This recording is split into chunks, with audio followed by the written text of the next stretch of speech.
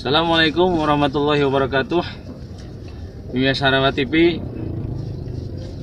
hari ini kami dengan memakai kendaraan mobil melakukan perjalanan dari kota Tasik ke daerah Singaparna, sekaligus melihat bagaimana kondisi efek dari hujan lebat kemarin sore, Jumat sore, yang disertai dengan angin, bahkan ada hujan es.